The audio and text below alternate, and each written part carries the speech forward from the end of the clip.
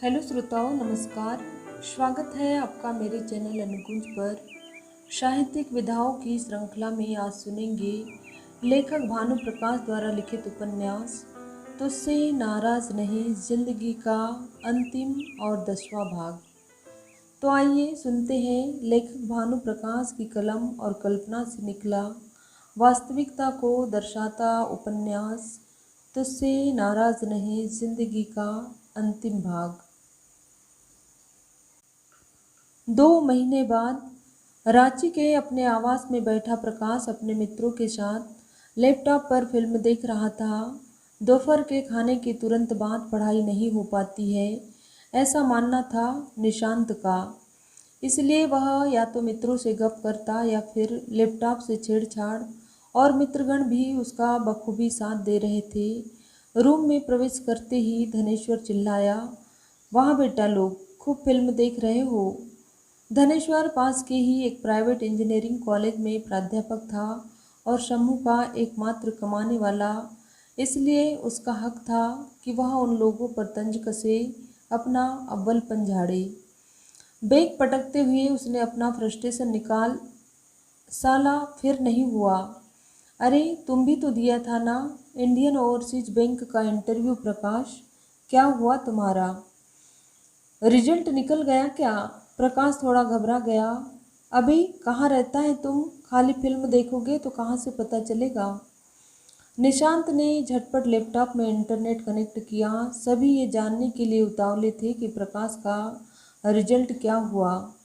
औरों के लिए जहाँ ये सिर्फ एक खबर होती, उसके लिए ये जीवन मरण का प्रश्न था। धनेश्वर ने अपना अनुभव साझा किया। पहली बार में इंटरव्यू निकाल लेना आसान नहीं है। ये मेरा तीसरा इंटरव्यू था। जब मेरा नहीं हुआ तो प्रकाश का कहाँ से हो जाएगा? गुरु भाई ने डांटा उसे, साला तुम यही मना रहा है कि इसका भी न हो पाए, जलनखोर आदमी। अबे हम तो चाहते हैं कि इसका हो जाए, लेकिन गुरु भाई इतना आसान नहीं होता है पहली बार में ही इंटरव्यू निकाल लेना। एक से एक तेज लड़का हम देखे हैं। सच में उस दिन उसे किस्मत पर यकीन हो आया था जब कंप्यूटर की स्क्रीन पर उभरे रिजल्ट में अपना रोल नंबर देखा। एक नहीं कई बार देखा, बार बार संख्याओं का मिलान किया। अरे कितनी बार देखोगे, हो गया, चलो एक और मैनेजर अपने बेच से बन गया। और तुम भी धनेश्वर, क्या बोला था कि मेरा नहीं हुआ तो प्रकाश का कहाँ से हो जाएगा? देख लिया ना, जो गरजते हैं सो बरसते नहीं, और जो बरसते हैं वो गरजते नहीं। गुरु भाई पूरे फॉर्म में आ चुका था।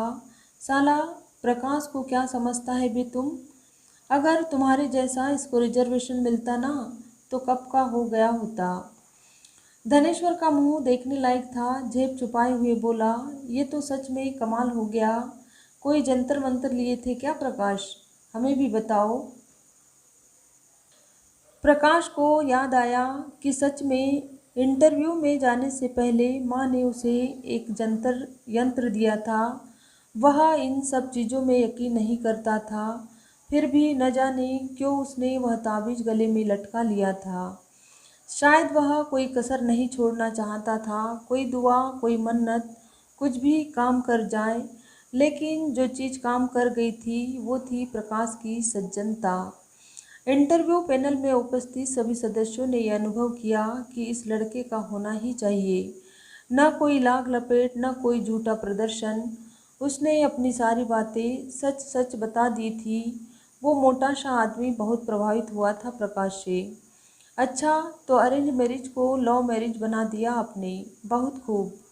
पास में बैठी वो महिला भी मुस्कुराई थी।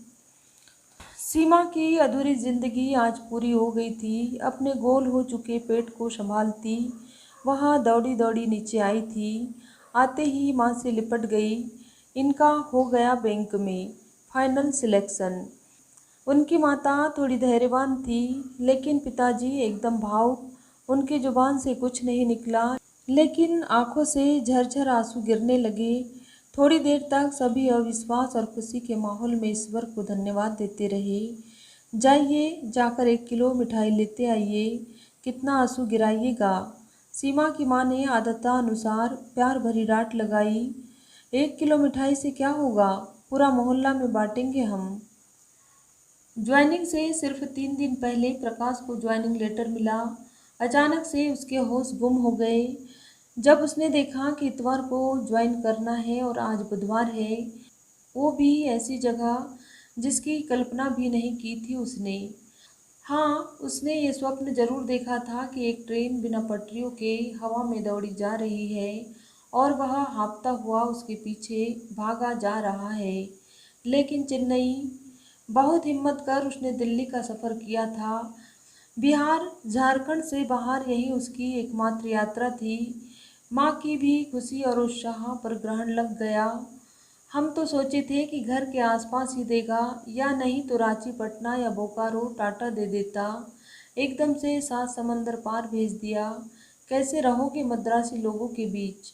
खाना पीना, बोली भाषा सब कुछ अलग है उन लोगों का। अभी सिर्फ ट्रेनिंग के लिए बुलाया है चेन्नई, 7 दिन के लिए, उसके बाद ही पोस्टिंग का पता चलेगा। माँ को आशा जगी, भगवान करे इधर ही दे दे। सुनते हैं कि हर नौकरी में चॉइस पूछा जाता है, तुमसे अगर पूछे तो यही कोडरमा का दे देना। पोस्टिंग तो बात की बात थी, प्रकाश के सम्मुख सबसे बड़ी समस्या थी चेन्नई पहुंचने की। मात्र 3 दिन में चेन्नई पहुंचना, वो भी कोडरमा जैसी छोटी जगह से। यहाँ से रांची निकलना होगा, फिर रांची से चेन्नई। मित्र निशांत ने इंटरनेट पर देखकर बताया। बहुत ज़्यादा वेटिंग है स्लीपर में प्रकाश। एसी 3 टायर में 3 वेटिंग है, कहिए तो बना देते हैं टिकट। 3 वेटिंग तो कन्फर्म हो जाना चाहिए। क्यों? हाँ हाँ, आराम से। आप बस अपने एटीएम का नंबर और पासवर्ड बता दीजिए, अभी बना देते हैं। तो निकल पड़ा प्रकाश, एक बड़ा सा बैग लिए, माँ का आशीर्वाद, सीमा का प्यार और खुद की हिम्मत के सहारे एक अनजान सफ़र पर। बड़ा सा बैग इसलिए कि उसे ट्रेनिंग के तुरंत बाद पोस्टिंग दी जाएगी। उसे इधर से ही एक नई जगह पर निकल जाना होगा। उसे ख्याल आया कि सीमा अपनी गर्भावस्था के अंतिम चरण में थी। ऐसे में उसे छोड़कर जाना, पता नहीं छुट्टी मिलेगी भी या नहीं। ठीक है, वह अपने परिवार के साथ है, फिर भी। लेकिन प्रकाश शायद भूल गया था कि देखभाल की ज़रूरत उसे ज़्यादा है, सीमा को नहीं। जिस तरह से वह उसके हर निर्णय में शामिल होने लगी थी, उसे एक आदत सी पड़ गई थी। और आज भी एक छोटे बच्चे की माँ की तरह उसने अपने पति से छोटी छोटी बातों का जिक्र किया था कि अकाउंट में पूरे पैसे जमा करवा लिए कि नहीं, अभी 1 महीने तो घर से ही खर्च करना पड़ेगा, कि डॉक्यूमेंट्स सब सही से रख लिए हैं या नहीं, कि रास्ते के लिए कुछ लिया है कि नहीं। 1.5 दिन का सफ़र है तो खाने पीने का पूरा इंतजाम होना चाहिए, कि फ़ोन रिचार्ज करवा लिया कि नहीं, उधर तो रोमिंग कटेगा। साथ ही ये भी सलाह दी, जाते ही नई सिम ले लेना। और हाँ, पूरे मन से अपने काम पर ध्यान दीजिएगा, मेरे बारे में सोच सोच कर परेशान होने की ज़रूरत नहीं है। यहाँ लोग हैं मेरी देखभाल के लिए। So concentrate on your work, okay. तुम्हारा डेट कब है? डेट को छोड़ो ना, डेट तो 28 का ही है। लेकिन लगता नहीं है कि, मतलब 5 दिन बाद। पता नहीं मैं कब आ पाऊँगा। क्यों फालतू बात करते हैं, एक बार ट्रेनिंग पूरी हो जाए, नई जगह पर ज्वाइन कर लीजिए। 5-10 दिन में जब सब सेट हो जाएगा तो छुट्टी ले लीजिएगा। ऐसी हालत में कोई भी छुट्टी दे देगा, और फिर हम लोग साथ में रहेंगे हमेशा हमेशा के लिए। पागल है क्या? इतने छोटे बच्चे को लेकर मैं आपके पास रहूँगी कम से कम 6 महीना। उसके बाद ही हम बाहर निकलने का सोचेंगे। धनबाद से एलेप्पी तक जाने वाली धनबाद अलप्पुजा एक्सप्रेस अपने निर्धारित समय 2:50 पर रांची के प्लेटफॉर्म पर आकर लगी। किसी अनजान गोल गोल लिपि में गाड़ी का नाम लिखा हुआ था, शायद तमिल या मलयालम में। लीजिए, आ गई आपकी गाड़ी, ट्रॉली सरकाते हुए निशांत ने कहा। यूँ तो प्रकाश ने पहले बांग्ला भाषा को देखा और सुना था, थोड़े बहुत प्रयास से बांग्ला को पढ़ा जा सकता था, लेकिन ये तो किसी हड़प्पा कालीन खुदाई से प्राप्त लिपि लग रही है। ये तो कुछ भी नहीं है। जब आप तमिल लोगों को बात करते सुनिएगा ना, तो दिमाग ब्लास्ट हो जाएगा। एक वर्ड नहीं समझ में आएगा। निशांत, जो पहले चेन्नई जा चुका था, ने एक खौफनाक तस्वीर पेश की वहाँ की। एक भी नॉर्मल आदमी नहीं दिखेगा आपको वहाँ। एकदम धार्मिक सीरियल के राक्षस जैसा मोटा मोटा काला काला, लुंगी और चप्पल में घूमते रहता है सब जगह। मोपेड जो पहले नहीं चलता था इधर आज भी। पहले सीट तलाश ली जाए, बाद में जो होना है वो तो होके रहेगा। प्रकाश अब तक इस गलत फहमी में था कि 3 वेटिंग तो आराम से कन्फर्म हो जाएगी, या कन्फर्म नहीं भी हो पाई तो भी वेटिंग वाले आरक्षित कोच में सफ़र कर सकते हैं। इसलिए उसने टिकट की वर्तमान स्थिति जानने की भी कोशिश नहीं की। झटका उसे तब लगा जब टीटी ने टिकट के पीएनआर को देखकर बताया, ये टिकट तो कैंसिल हो चुका है। मतलब हमें सीट नहीं मिलेगा? प्रकाश ने जानना चाहा। सीट की बात करते हो? मैं कह रहा हूँ कि ये टिकट ही कैंसिल हो चुका है, लेकिन वेटिंग वाले कोच में सफ़र तो कर सकते हैं। भैया, आपने इंटरनेट से टिकट बुक कराया है ना? तो ई टिकट जब कन्फर्म नहीं हो पाता है तो ऑटोमेटिक कैंसिल हो जाता है। तो मेरा पैसा? वो आपके अकाउंट में वापस आ जाएगा 2-3 दिन में। अब तो प्रकाश को जैसे किसी ने स्टैचू बोल दिया हो। ऐसे हालत में उसका दिमाग काम करना बंद कर देता है। तो कुछ उपाय? निशांत ने जानना चाहा, जिसका टीटी ने बहुत बेरुखी से जवाब दिया। हम क्या बताएं? आपको जैसे जाना है जाइए, जनरल में चले जाइए। मरता क्या न करता। 36 घंटे के लंबे सफ़र को भी जनरल में तय करने का फैसला ले लिया उसने। निशांत को उसने टिकट लाने के लिए भेज दिया और खुद अनारक्षित बोगी में सीट खोजने चल पड़ा। चूँकि यहाँ ट्रेन 15 से 20 मिनट रुकती थी, इसलिए टिकट लेना कोई बड़ी समस्या नहीं थी। समस्या थी भेड़ बकरी की तरह ठूसे लोगों वाले सामान्य कोच में दाखिल होने में। हाँ, दाखिल होने में।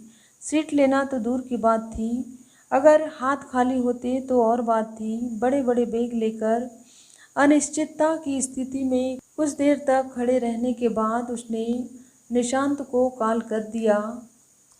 वापस आ जाइए निशांत जी, टिकट मत लीजिए। क्यों, क्या हुआ? बहुत भीड़ है, अंदर घुसने का भी जगह नहीं है। और फिर उसकी आंखों के सामने से एलएपी एक्सप्रेस सरकती हुई अपने गंतव्य की ओर चली। ट्रेन का आखिरी डिब्बा जब आंखों से ओझल हो गया, तब सामने से निशांत आता हुआ दिखाई दिया। चेहरे पर निराशा के भाव लिए आते ही उसने चिल्लाना शुरू कर दिया।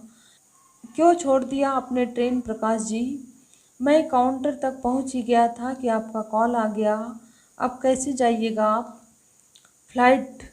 आपने तो फ्लाइट में सफ़र किया है ना, तो आपको आइडिया होगा ही कि कैसे क्या करना है। मैंने किया है, लेकिन बहुत पहले, वो भी मम्मी पापा के साथ।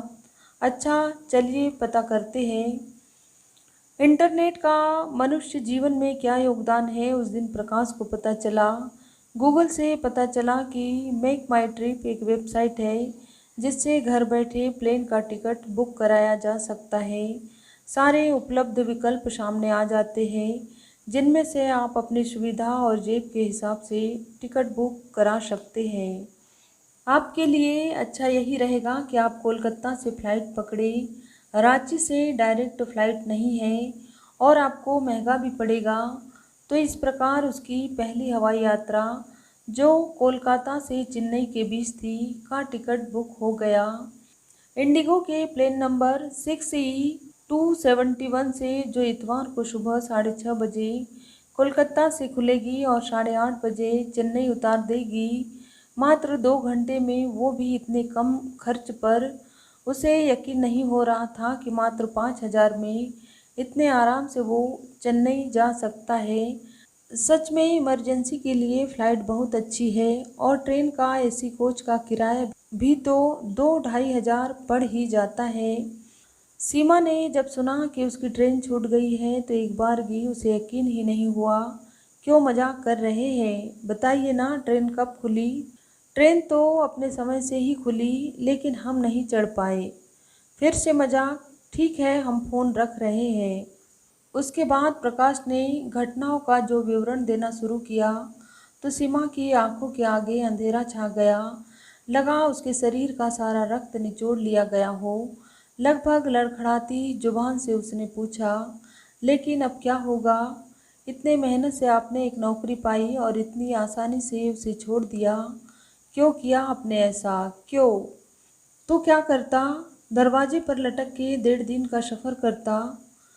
लेकिन आगे क्या सोचा है? बाद में ज्वाइन करने देंगे? कोई दिक्कत तो नहीं होगी? नहीं, मैं अपने तय समय पर ही ज्वाइन करूँगा। क्या मतलब? फ़्लाइट से जाऊँगा और क्या? मिडिल क्लास फैमिली के लिए उस ज़माने में फ़्लाइट से सफ़र करना बहुत बड़ी बात थी। इसलिए सीमा को यकीन दिलाने में उसे वाकई समय लगा कि वह सच में फ़्लाइट से जा रहा है। लेकिन आपके सारे पैसे तो टिकट में खर्च हो गए। ठीक है, कल मैं आपके खाते में 10,000 डलवा देती हूँ पापा से कहकर। 10 क्यों? पास में पैसा रहना चाहिए। जब आपकी सैलरी आएगी तो वापस कर दीजिएगा ब्याज के साथ। कोलकाता के नेताजी सुभाष चंद्र बोस एयरपोर्ट में डोमेस्टिक टर्मिनल। सुबह के 5 बजे, जब और लोग स्वप्न की दुनिया में विचरते हैं, यहाँ की दुनिया कुछ और ही थी। चुस्त मुस्तैद सुरक्षाकर्मी, हाथों में मेटल डिटेक्टर लिए, और धीरे धीरे सरकती लंबी सी लाइन। अब उसे समझ में आया कि क्यों डिपार्चर टाइम से 2 घंटा पहले आने को लिखा था टिकट में। सुरक्षा जांच के इतने चरण, पहले मनुष्य की, फिर सामान की। बैग, बेल्ट, लैपटॉप आदि सामानों को एक कन्वेयर बेल्ट पर रखा जाता है जो एक स्कैनर से होकर गुजरती है। उसके बाद आपके बैग को आपसे जुदा कर दिया जाता है। एक स्टिकर चिपका दिया जाता है सामान पर, जिसमें यात्री का नाम और अन्य जानकारियां अंकित होती है। उसके लिए ये राहत की बात थी कि उसके बैग का वजन 14.5 किलो ही आया। उसका अनुमान था कि ये 20 किलो से ज़्यादा हुआ तो अतिरिक्त शुल्क भरना पड़ेगा। खैर, बोर्डिंग पास लेकर वह अपने गंतव्य अर्थात गेट नंबर 5 की ओर चला। वेटिंग हॉल के सोफे पर बैठे एक सज्जन कागजों से भरी एक फाइल उलट पुलट रहे थे। उसकी नज़र उस पन्ने पर अटक गई जिस पर इंडियन ओवरसीज बैंक लिखा था। अरे, ये तो ज्वाइनिंग लेटर है। छूटते ही उसने पूछा, आप इंडियन ओवरसीज बैंक में ज्वाइन करने जा रहे हैं क्या? हाँ, पर क्यों? मैं भी जा रहा हूँ वही, इसलिए पूछा। ओह, क्या बात है! तब तो हमारी मंजिल एक है। My self Pawan Kumar from Chaibasa. अच्छा, आप तो मेरे पड़ोसी हुए। मैं कोडरमा से हूँ। लगता है आपको भी लेटर लेट से मिला है, तभी फ्लाइट से जा रहे हैं। सबको लेट से मिला है। इस बैंक की पॉलिसी समझ में नहीं आती। 4 महीना लगाया रिटर्न का रिजल्ट निकालने में, फिर 2 महीना लगाया इंटरव्यू का रिजल्ट निकालने में। फिर अचानक इसको क्या हड़बड़ी हो गई कि 1 सप्ताह के अंदर सबको ज्वाइनिंग लेटर भेज दिया, वो भी तत्काल रिपोर्ट करना है। इसको चेन्नई बुलाने की क्या ज़रूरत थी? क्योंकि इसका हेड ऑफिस चेन्नई में है और इसकी ज़्यादातर ब्रांच तमिलनाडु में है। कहीं पोस्टिंग भी चेन्नई में न दे दे, प्रकाश ने मजाक में कहा। बिल्कुल दे सकता है। आपको पता है कि नहीं, इंडियन ओवरसीज बैंक का लगभग 1,000 ब्रांच सिर्फ तमिलनाडु में है, और पिछले बैच के बहुत से लड़कों को दिया भी है। चेन्नई छोड़िए सर जी, कितनों को तो एकदम दूर गांव में फेंक दिया है। कन्याकुमारी, मदुरई, नागापट्टिनम, तंजौर, कहीं भी। क्यों डरा रहे हो महाराज? हवाई जहाज के नाम पर ऐसे ही आधा खून सूख गया है। किसी दैत्याकार परिंदे की भांति दोनों डैने फैलाए उस विशालकाय जहाज ने जोर का शोर किया, और फिर वह आकृति किसी खिलौने की भांति सरकने लगी, बिल्कुल धीरे धीरे अपने पथ पर लुढ़कती हुई, क्रमशः बढ़ती हुई उसकी गति। फिर अचानक ही गोली के वेग से रनवे पर दौड़ने लगी, और फिर जमीन पीछे टूट गई। शहर की ऊंची ऊंची इमारतें, सड़कें, बाग बगीचे, नदी तालाब सब किसी कागज पर उकेरी पेंटिंग की तरह लगने लगे। अफसोस कि उसका मोबाइल स्विच ऑफ करने के लिए कहा गया था, नहीं तो वह इस अद्भुत दृश्य को कैमरे में कैद कर लेता। उसे फिर से अफसोस हुआ जब उसने देखा कि बादलों के टुकड़े रुई के गुच्छे की भांति उसकी खिड़कियों से टकरा रहे थे। लगभग 35,000 की फीट की ऊंचाई पर दूर दूर तक सिर्फ बादल ही बादल नजर आ रहे थे। बादलों का समुद्र। एक पल के लिए उसे लगा जैसे कि यान चुपचाप स्थिर खड़ा है। सच में हवाई सफ़र जितना सोचा था उससे ज़्यादा रोमांचक है। चेन्नई की सरजमी का पहला नज़ारा नीले समुद्र के ऊपर चील की भांति तैरते वायुयान से दिखा। नारियल के वृक्षों का समूह, छोटी छोटी बस्तियां शायद मछुआरों की थी। फिर चौड़ी सड़कें, उन पर खिलौने की तरह सड़कते वाहन, ऊंची इमारतों की श्रृंखला, एक दो छोटे जलाशय। कुछ ही क्षणों में हमारा विमान चेन्नई के कामराज एयरपोर्ट पर लैंड करने वाला है। यहाँ का तापमान 27 डिग्री सेल्सियस है और मौसम साफ है। आर्द्रता 80% है। एयर होस्टेस ने उद्घोषणा की। हम अपने सभी यात्रियों का चेन्नई के कामराज हवाई अड्डे पर स्वागत करते हैं। धन्यवाद। बाहर हाथों में तख्तियाँ लिए लोग अपने रिश्तेदारों का इंतजार कर रहे थे और उनका इंतजार ऑटो वाले कर रहे थे। अभी बाहर कदम ही रखा था कि 4-5 ऑटो वालों ने उन्हें घेर लिया। हाथ के इशारे और तमिल जुबान में कुछ कहा जिसका मतलब था कहाँ जाना है, कहाँ जाना है। दोनों एक दूसरे का मुंह देखने लगे। उन्हें कुछ समझ में नहीं आ रहा था। तब एक मोटा सा ड्राइवर हंसते हुए बोला, तमिल तेरियाला, वेयर यू गो? अन्ना नगर। इंदे अन्ना नगर वेयर? प्रकाश ने अपना ज्वाइनिंग लेटर निकाला। Old Thirumangalam, Jawaharlal Nehru road. ओहो, तिरुमंगलम, वांगा वांगा। और फिर बिना कुछ सुने वह सामान कंधे पर उठाकर चलने लगा। पीछे पीछे दोनों मित्र उसे आवाज़ दिए जा रहे थे। Hello, oh mister, how much fare? Money? लेकिन वह चलता रहा। अपने ऑटो के पास पहुंचकर ही रुका। फिर से प्रकाश ने पूछा, money how much? 300। 300? It's too much. No too much, you ask anybody very far 15 kilometre. और फिर उसके 2-3 साथी वहां आ गए और एक स्वर में उसका समर्थन किया। Yes yes, very far, 300 okay. मोटे से आदमी ने ऐसा मुंह बनाया जैसे उसे किसी गलत इल्ला से बरी कर दिया गया हो। मुंह में भरा मसाला थूक कर उसने गाड़ी स्टार्ट की और चेन्नई की चौड़ी सड़कों पर गाड़ी अपनी क्षमता से तेज दौड़ने लगी। तो आखिरकार आपने ज्वाइन कर ही लिया। आज मैं बहुत खुश हूँ। सीमा आज सच में बहुत खुश थी, या कहिए संतुष्ट थी। एक बोझ उतर गया था उसके दिल से। पापा आपकी तारीफ करते नहीं थक रहे हैं। कह रहे थे कि आज मेरा सीना चौड़ा हो गया गर्व से। पहले हमको लगता था कि दामाद जी इतना पढ़ते हैं लेकिन इनका कहीं होता क्यों नहीं है, कहीं वो दिखावा तो नहीं करते। लेकिन आज यकीन हो गया कि बहुत होनहार है। इतना उतार चढ़ाव के बाद भी हर बाधा रुकावट को पार करके अपनी मंजिल तक पहुँचे हैं। इतना संघर्ष कम ही लोग कर पाता है। शादी के बाद पढ़ाई करना। अच्छा, इस चापलूसी से काम नहीं चलेगा।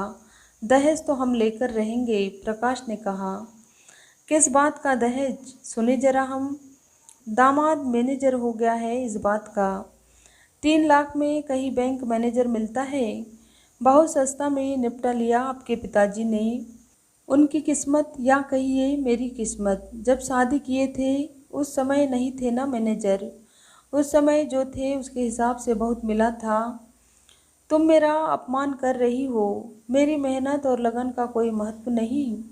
ऐसा क्यों कहते हैं? ये तो आपको भी पता है और मुझे भी कि पापा को अगर मैं एक बार कह दूँ तो वो कहीं से भी जुगाड़ करके आपको पैसा दे देंगे। लेकिन अभी उनकी स्थिति आपको भी मालूम है। 2-2 बेटों को पढ़ाने के चक्कर में। अच्छा ठीक है, अभी माफ़ कर देते हैं ससुर जी को। और तुम्हारा क्या हाल है? सीमा का हाल ठीक नहीं है। अचानक ही शाम को तेज दर्द उठा था पेट में। सबको महसूस हुआ कि ये प्रसव की पीड़ा है। आनन फानन में गाड़ी बुला ली गई, अस्पताल में दाखिला भी हो गया। लेकिन ये क्या, दर्द बढ़ने के बजाय घटने लगा। एक आध घंटे इंतजार करके सभी वापस लौट आए, खाली हाथ। महिलाएं हंसते हुए कह रही थी, लगता है पंडित जी को अभी मन नहीं है दुनिया देखने का। तीसरे या चौथे दिन पोस्टिंग्स की घोषणा हो गई। दोपहर से ही सभी प्रशिक्षुओं में अफरा तफरी मची हुई थी। जिसे मनपसंद पोस्टिंग मिली थी वह खुशी से चिल्ला रहा था, जिसे खराब पोस्टिंग मिली थी वह रो रो के चिल्ला रहा था। कोई अपनी पहुंच का इस्तेमाल कर रहा था तो कोई घर की खराब स्थिति का हवाला दे रहा था। लड़कियों की पदस्थापना में खासा ध्यान रखा गया था, फिर भी कई आंसू गिराती हुई दिख रही थी कि उनके पति की पोस्टिंग अमुक जगह पर है और उन्हें रांची पोस्टिंग दे दी गई है।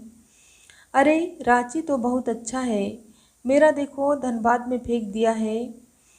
क्या खाक अच्छा है रांची, ये भी कोई रहने की जगह है?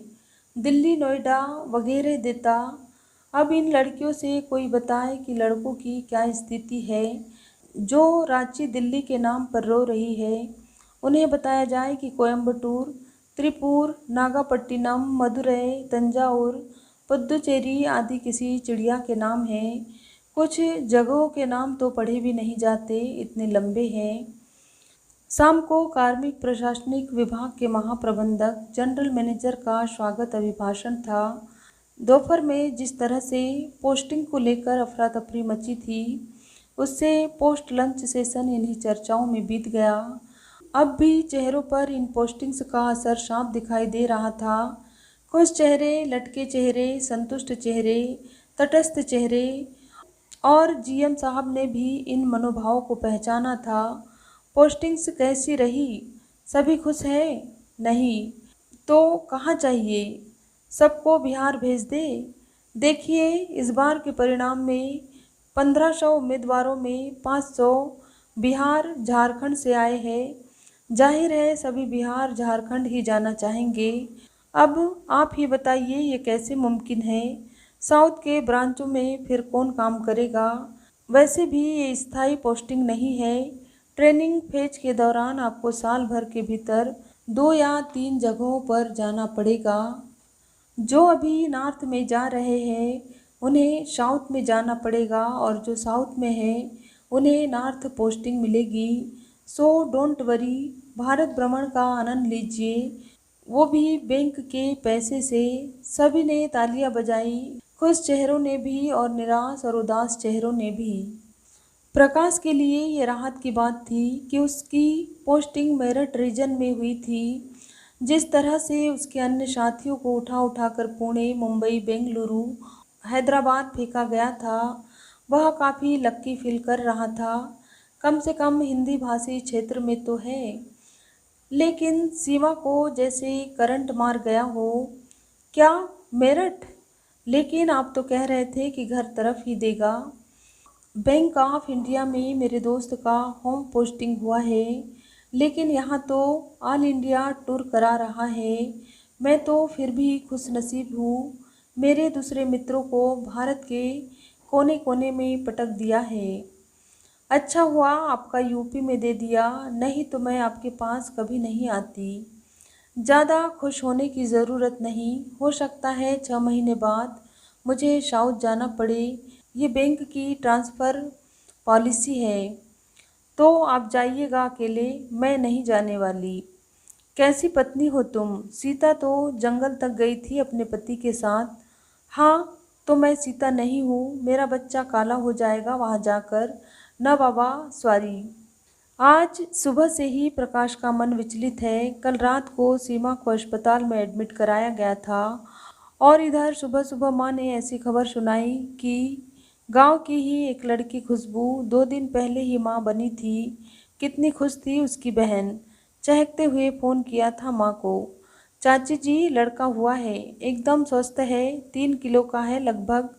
लेकिन किसे पता था कि ये खुशी अपने पीछे इतना बड़ा गम लेकर आएगी। 2 घंटे बाद जब परिजन अस्पताल से लौटे तो रोते बिलखते नवजात शिशु को गोद में लिए उसकी नानी विलाप किए जा रही थी। ई का कर दिए भगवान, ई का हो गया राम जी, मेरी बच्ची खुशबू रे, काहे तू छोड़ के चली गई रे, अब ये बच्चा कैसा रहेगा। भगवान जी, हे दुर्गा माई, तू निर्दय क्यों हो गई इतना। हे भोलेनाथ, ये क्या कर दिया आपने। भीड़ स्तब्ध मौन, किसी को कुछ समझ में नहीं आ रहा था कि जवान पुत्र की मौत पर क्या ढाढ़स दे। जब रोने धोने का शोरगुल थोड़ा कम हुआ तो खुशबू की माँ ने बताया, ई चुट्टा हरामजादा डॉक्टर मार दिया मेरी बच्ची को। क्या बताए बहन जी, नॉर्मल डिलीवरी हुआ था, सब कुछ सही था, लेकिन ये डॉक्टर लोग की लापरवाही के चलते ब्लीडिंग नहीं रोक पाया ये लोग। ज़्यादा खून बह जाने की वजह से खुशबू के पिता के चेहरे पर क्रोध साफ दिखाई दे रहा था। छोड़ेंगे नहीं हम इन लोगों को, साला अनपढ़ डॉक्टर, मुकदमा ठोकेंगे इन लोगों पर लापरवाही का। फिर लोगों ने अपने अपने निष्कर्ष निकाले, जिसका सार यही था कि सरकारी अस्पताल की यही कहानी है, क्या किया जाए।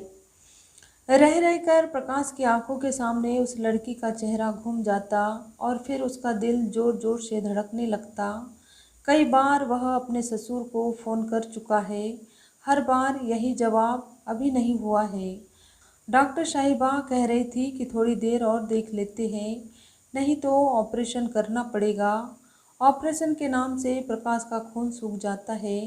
नहीं नहीं, कहीं सच में ऑपरेशन करना पड़ गया तो।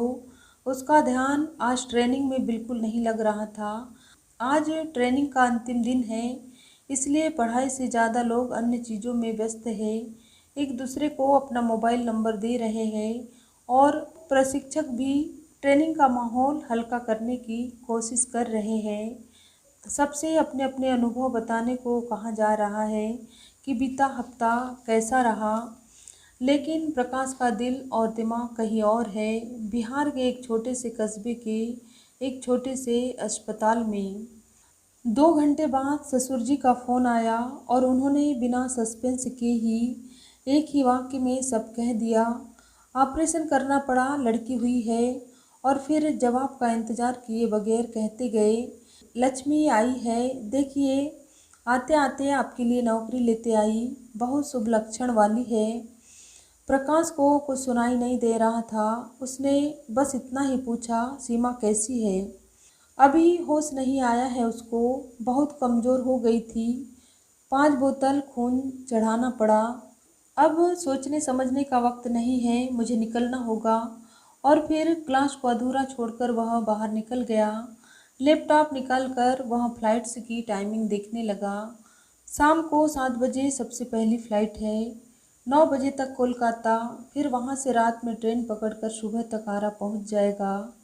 आमतौर पर वह कोई निर्णय लेने में बहुत समय लगाता है, किंतु आज उसने दोबारा सोचने की भी ज़रूरत नहीं समझी। जाना है तो जाना है। और थोड़ी देर बाद जहाँ अन्य लोग अपनी अपनी पोस्टिंग वाली जगह जा रहे थे, उसका ऑटो एयरपोर्ट की ओर गतिशील हो रहा था। चलने से पहले उसने ससुर जी को फ़ोन किया, लेकिन फ़ोन स्विच ऑफ बता रहा था और सीमा का फ़ोन तो सुबह से ही बंद था। उसकी घबराहट बढ़ने लगी, किसको फ़ोन करूं? ईश्वर, सब खैरियत तो है ना। जिस प्रकाश ने अपने जीवन से ईश्वर को निकाल दिया था, आज अनायास से उसकी जुबान पर भगवान आ रहे थे। सीमा से शादी टूटने की असहाय पीड़ा के बाद उसने ये प्रण किया था कि फिर कभी भगवान की शरण में नहीं जाएगा। पर विधाता की मर्जी, वह भगवान को सिर्फ याद ही नहीं कर रहा था, उसके होंठ अनवरत भगवान के नामों का जाप कर रहे थे। उसे याद आया, कुछ ऐसी स्थिति में वह दिल्ली से चला था जब पिताजी रांची में अपनी अंतिम घड़ियां गिन रहे थे, लेकिन उस बार उसकी जुबान पर ईश्वर नहीं आए थे। उसने खुद से यही फ़र्क किया था कि भगवान का नाम लेने से अगर मौत टल जाती तो दुनिया में कोई मरता ही नहीं। लेकिन आज हर किसी की ज़िंदगी में कुछ पल ऐसे आते हैं जिन पर यकीन करना एक बार की मुश्किल होता है। कभी कभी तो अपनी आंखों पर भी यकीन नहीं होता कि क्या ये सच है। कंधे पर बैग लटकाए अस्पताल के बरामदे में खड़े प्रकाश को देखकर लोगों की आंखें खुली रह गई। प्रकाश ने जो पहला प्रश्न किया वो यही था, सीमा कैसी है? अच्छी है, लेकिन आप यहाँ कैसे? ससुर जी उसे उस कमरे में ले गए जहाँ सीमा भर्ती थी। तकिए पर पीठ टिकाए सीमा बाहर की ओर ही देख रही थी। उस समय सीमा के मन में क्या भाव आए होंगे उसका वर्णन करना मुश्किल है। मुंह खुला का खुला रह गया। शायद उसने यही पूछना चाहा था कि यहाँ कैसे। ससुर जी को सोचकर वहाँ से हट गए थे और प्रकाश ने सीमा से यही पूछा था, कैसी हो? आपके सामने हूँ, देख लीजिए। उसने ऊपर से नीचे तक सीमा को देखा, बिल्कुल अलग। इस रूप में कभी नहीं देखा था उसने। खुले बाल, थका और कमज़ोर चेहरा, हाथों में इंजेक्शन के दाग, नाइटी के दो बटन खुले हुए। शायद अभी अभी स्तनपान कराया था उसने। मैं तो घबरा ही गया था एकदम से। तुम्हारा भी फ़ोन बंद, पापा जी का भी फ़ोन बंद, ऊपर से ऑपरेशन का डर। क्यों घबरा गए थे? हम लोग नहीं है क्या यहाँ? सासू माँ हंसते हुए कमरे में दाखिल हुई और उनके पीछे खिलखिलाती हुई उनकी गोतनी, बहन और ननद, सब ने मजाक किया। पाहुन तो ऐसे घबराए हुए हैं जैसे इनको ही बच्चा हुआ है। प्यार है, ई नए जमाने का लव, हा हा हा। प्रकाश के लिए अब उस घटना का जिक्र करना ज़रूरी हो गया था जिसने उसे यहाँ आने पर मजबूर किया था।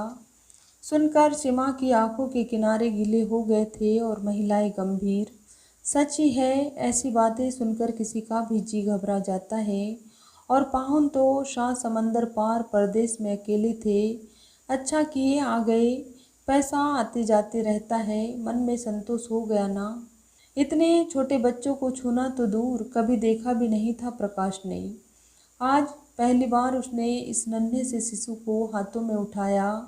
तौलिए में लिपटी हुई वो बच्ची कोई हरकत नहीं कर रही थी।